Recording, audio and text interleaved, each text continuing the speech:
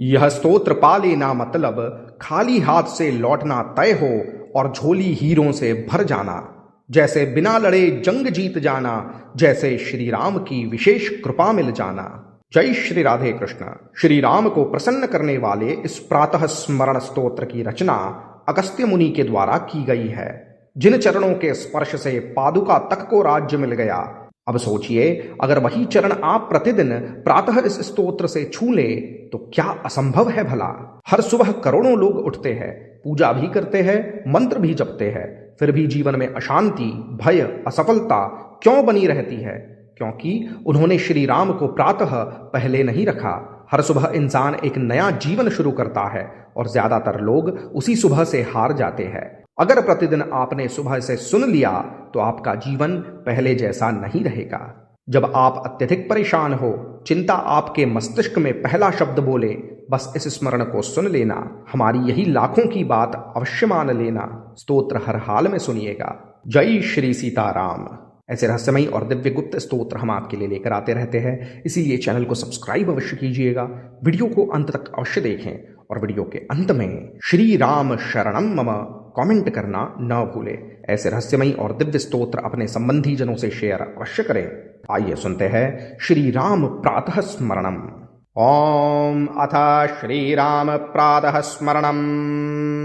प्रातः स्मरामि रघुनाथ मुखारविंदम, लंबालकावलिमधुव्रत मुग्धशोभम, मंदस्मितांशु महनीयमरालशोभम, कारुण्यपूरित कटाक्ष कृतार्तरक्षम। प्रातः शृणोमि रघुनायक वाक्यजालम, दीनौघरक्षण महाव्रत लब्धमूलम। श्रोष्यामि येन कथञ्चन कालदूत, वक्त्रोद्गतं जहि विदारय ताडयेति।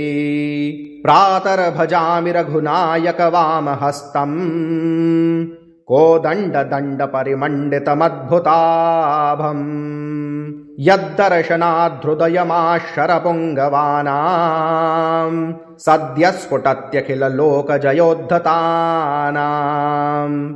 प्रातःश्रयामि रघुनायक दक्षहस्तम्, साधुद्रुहां विदलनोत्सुकबाणयुक्तम्। आर्ताभयार्पणमहाव्रतबद्धदीक्षम्, दीनाल्यभीष्टवरदानसुधाशनद्रुम्। प्रातर्नमामि रघुनाथपदारविन्दम्, देवासुरोरगमुनीन्द्रमनुष्यवन्द्यम्। यत्स्पर्शभाग्यवशतो भरतप्रियार्थम्, साम्राज्यमाप किल दारु च पादुकाख्यम्। प्रातः स्मरामि रघुनाथ मुखारविन्दम्, लंबालकावलिमधुव्रत मुग्धशोभम्, मंदस्मितांशु महनीयमरालशोभम्, कारुण्यपूरित कटाक्ष कृतार्तरक्षम्। प्रातः शृणोमि रघुनायक वाक्यजालम्, दीनौघरक्षण महाव्रत लब्धमूलम्। श्रोष्यामि येन कथञ्चन कालदूत, वक्त्रोद्गतं जहि विदारय ताडयेति। प्रातर्भजामि रघुनायक वामहस्तम्, कोदण्ड परिमण्डितमद्भुताभम्। यद्दर्शनाद्धृदयमाशरपुङ्गवानाम्, सद्य स्फुटत्यखिल लोकजयोद्धतानाम्। प्रातःश्रयामि रघुनायक दक्षहस्तम्, साधुद्रुहां विदलनोत्सुकबाणयुक्तम्। आर्ताभयार्पणमहाव्रतबद्धदीक्षम्, दीनाल्यभीष्टवरदानसुधाशनद्रुम्। प्रातर्नमामि रघुनाथपदारविन्दम्, देवासुरोरगमुनीन्द्रमनुष्यवन्द्यम्।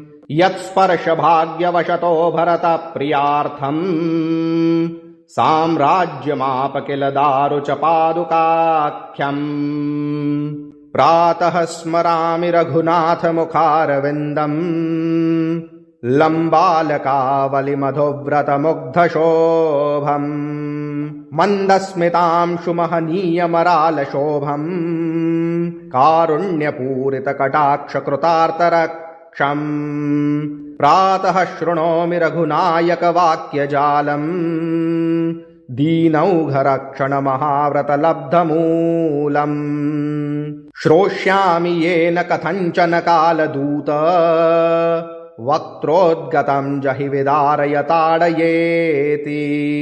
प्रातर्भजामि रघुनायकवामहस्तम् कोदण्डदण्डपरिमण्डितमद्भुताभम् यद्दर्शनाद्धृदयमाशरपुङ्गवानाम् सद्यः स्फुटत्यखिललोकजयोद्धतानाम् प्रातःश्रयामि रघुनायकदक्षहस्तम् साधुद्रुहां विदलनोत्सुकबाणयुक्तम् आर्ताभयार्पणमहाव्रतबद्धदीक्षम् दीनाल्यभीष्टवरदानसुधाशनद्रुम् प्रातर्नमामि रघुनाथपदारविन्दम् देवासुरोरगमुनीन्द्रमनुष्यवन्द्यम् यत्स्पर्शभाग्यवशतो भरतप्रियार्थम् साम्राज्यमाप किल दारु च पादुकाख्यम्